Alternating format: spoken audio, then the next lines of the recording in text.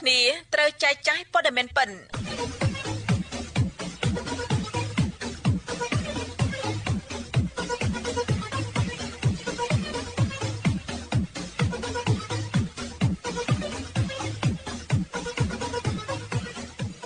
ួស្តីលោកស្រីអ្នកកញ្ញានិងប្រិយមិត្តអ្នកស្ដាប់វិទ្យុ FM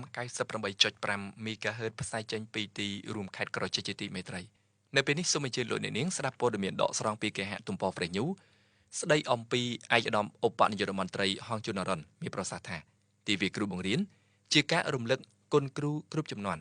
ដែលតស៊ូបង្ហាត់បង្រៀននិងការផ្ទេរចំណេះដឹងតាមគ្រប់រូបភាពដល់សិស្សឯកឧត្តមបណ្ឌិតសភាចាហងជុនរ៉ុនឧបនាយករដ្ឋមន្ត្រីរដ្ឋមន្ត្រីក្រសួងអប់រំយុវជននិងកីឡានាព្រឹកថ្ងៃទី6ខែតុលាឆ្នាំ2025បានអញ្ជើញជាធិបតីក្នុងពិធីទិវាគ្រូបង្រៀន5តុលា2025ក្រោមប្រធានបទគ្រូបង្រៀនជាតួអង្គសំខាន់នៃបរិវត្តកម្មបញ្ញាសិប្បនិម្មិតដែលប្រារព្ធនៅវិទ្យាស្ថានជាតិអប់រំដោយមានការចូលរួមពីសំណាក់លោកស្រី Esther Msimalan ប្រធានផ្នែកអប់រំនៃអង្គការ UNESCO ប្រចាំប្រទេសកម្ពុជាថ្នាក់ដឹកនាំក្រសួងអប់រំយុវជននិងកីឡាមន្ត្រីមកពីអង្គការពាក់ព័ន្ធតំណាងមន្ទីរអប់រំរាជធានីខេត្តទាំង25នាយកនាយិកាលោកគ្រូអ្នកគ្រូភ្ញៀវកិត្តិយសជាតិនិងអន្តរជាតិនិងគរុកសិស្សជាច្រើនរូបថ្លែងក្នុងឱកាសនេះឯកឧត្តមបណ្ឌិតសភាចាបានកោតសរសើរនិងវិតម្លៃខ្ពស់ចំពោះថ្នាក់ដឹកនាំនិងបុគ្គលិកអប់រំពាក់ព័ន្ធទាំងអស់ដែលបានខិតខំប្រឹងប្រែង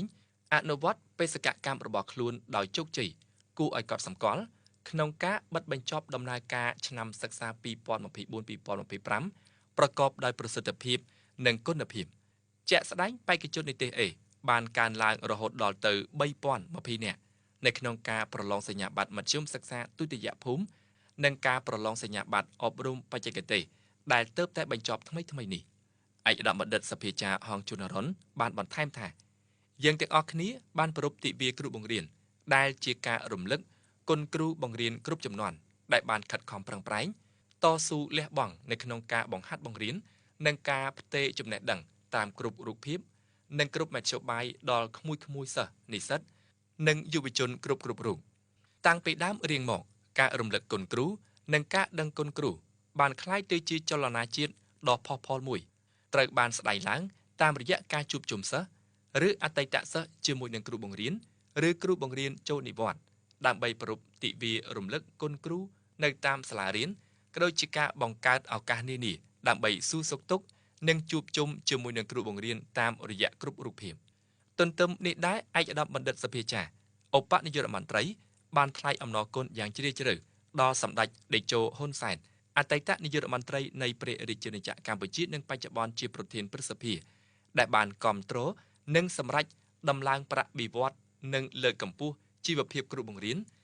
និងថ្លែងអំណរគុណដល់សម្ដេចបវរធិបតីហ៊ុនម៉ាណែតនាយករដ្ឋមន្ត្រីនៃព្រះរាជាណាចក្រកម្ពុជាដែលបានបន្តអនុវត្តនិងពង្រឹងគោលនយោបាយនេះយ៉ាងម៉ឺងម៉ាត់នៅក្នុងការគាំទ្រវិស័យអប់រំតាមរយៈការដាក់ចេញនូវកម្មវិធីអាទិភាព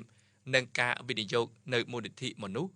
ដើម្បីធានាថាគ្រូបង្រៀននៅតែជាតួអង្គសំខាន់នៅក្នុងការធ្វើបរិវត្តកម្ម Digital AI សម្រាប់អនាគតកម្ពុជានៅក្នុងឆ្នាំ2025នេះការប្រារព្ធទិវាគ្រូបង្រៀននៅថ្នាក់ជាតិបាននឹងកំពុងតែប្រព្រឹត្តទៅក្រោមប្រធានបទគ្រូបង្រៀនជាតួអង្គសំខាន់បរិវត្តកម្មបញ្ញាសិប្បនិម្មិតដើម្បីបង្ហាញអំពីទិសដៅគោលនយោបាយរបស់ក្រសួងអប់រំយុវជននិងកីឡាក្នុងការកសាងមូលដ្ឋានគ្រឹះរបស់គ្រូបង្រៀនឆ្លើយតបទៅនឹងបរិវត្តកម្មវិស័យអប់រំកម្ពុជាផ្ដោតទៅលើការប្រើប្រាស់និងការចេះទាញយកអត្ថប្រយោជន៍ជាអតិបរមានៃការរីកចម្រើនបច្ចេកវិទ្យាអប់រំ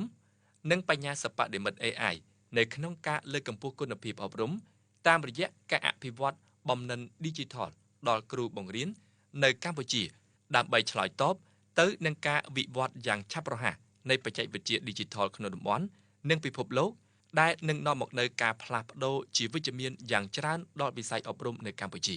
បន្ថែមពីលើនេះឯកឧត្តមបណ្ឌិតសភាចាឧបនាយករដ្ឋមន្ត្រីបានគូបញ្ជាក់ថាទោះបីជា AI មានការរីកចម្រើនយ៉ាងណាក៏ដោយក៏បច្ចេកវិទ្យានេះនៅតែជាឧបករណ៍ជំនួយនិងមិនទាន់អាចមកជំនួសនៅតួនាទីស្នូលរបស់គ្រូបង្រៀនបាននៅឡើយទេការផ្ទេរចំណេះដឹងអាចធ្វើឡើងតាមបច្ចេកវិទ្យាប៉ុន្តែការអប់រំតាមរយៈបេះដូង ការបណ្តុះបណ្តាលគុណធម៌សិលធម៌ទំនាក់ទំនងផ្ទាល់ការជំរុញទឹកចិត្តដល់សិស្សគឺជាកិច្ចការដែលទាមទារនៅភាពជាមនុស្សនិងភាពឆ្លាតវៃផ្នែកអារម្មណ៍ដែលជាតម្លៃមិនអាចកាត់ថ្លៃបាននៃវិជ្ជាជីវៈគ្រូបង្រៀនដូចនេះគ្រូបង្រៀនត្រូវតែជាអ្នកត្រួសត្រាយផ្លូវនិងជាអ្នកបំផុសគំនិតឲ្យសិស្សបានស្គាល់និងប្រើប្រាស់ AI ប្រកបដោយប្រសិទ្ធភាពបន្ថែមលើនេះឯកឧត្តមបណ្ឌិតសភាចារ្យឧបនាយករដ្ឋមន្ត្រីបានគូបញ្ជាក់ថាទោះបីជា AI មានការរីកចម្រើនយ៉ាងណាក៏ដោយក៏បច្ចេកវិទ្យានេះនៅតែជាឧបករណ៍ជំនួយនិងមិនទាន់អាចជំនួសតួនាទីរបស់គ្រូបង្រៀនបាននៅឡើយទេការផ្ទេរចំណេះដឹងអាចធ្វើឡើងតាមបច្ចេកវិទ្យាប៉ុន្តែការអប់រំតាមរយៈបេះដូងការបណ្តុះបណ្តាលគុណធម៌សិលធម៌ទំនាក់ទំនងផ្ទាល់និងការជំរុញទឹកចិត្តដល់សិស្សគឺជាកិច្ចការដែលទាមទារនៅភាពជាមនុស្សនិងភាពឆ្លាតវៃផ្នែកអារម្មណ៍ដែលជាតម្លៃមិនអាចកាត់ថ្លៃបាននៃវិជ្ជាជីវៈគ្រូបង្រៀនដូចនេះគ្រូបង្រៀនត្រូវតែជាអ្នកត្រួសត្រាយផ្លូវនិងជាអ្នកបំផុសគំនិតឲ្យសិស្សបានស្គាល់និងប្រើប្រាស់ AI ប្រកបដោយប្រសិទ្ធភាពឯកឧត្តមបណ្ឌិតសភាចារ្យឧបនាយករដ្ឋមន្ត្រីក៏បានលើកទឹកចិត្តដល់ថ្នាក់ដឹកនាំសាលារៀនគំរូនិងគ្រប់សាលារៀនឲ្យចាប់ផ្ដើមបញ្ចូលបញ្ញាសិប្បនិម្មិតទៅក្នុងកម្មវិធីសិក្សារបស់សាលាឲ្យបានផុសផុល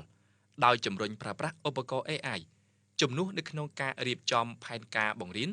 និងវិតម្លៃសិស្សក៏ដូចជាបង្កើតលំហាត់ដែលតម្រូវឲ្យសិស្សានុសិស្សយល់ដឹងពីគោលការណ៍គ្រឹះនៃ AI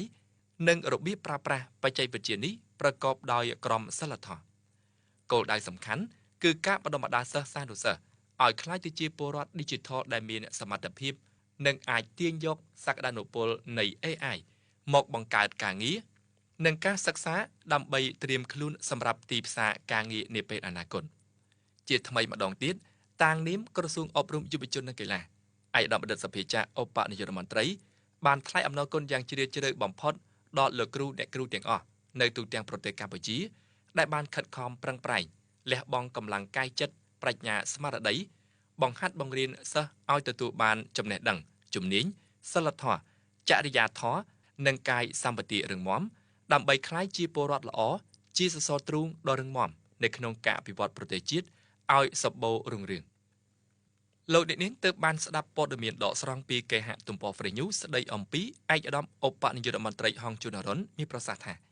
ទិវាគ្រូបង្រៀនជាការរំលឹកគុណគ្រូគ្រប់ជំនាន់ដែលតស៊ូបង្ហាត់បង្រៀននិងការផ្ទេរចំណេះដឹងតាមគ្រប់រូបភាពដល់សិស្សដែលលោកអ្នកនាងទើបបានស្ដាប់នៅពេលនេះចប់តែប៉ុណ្ណេះ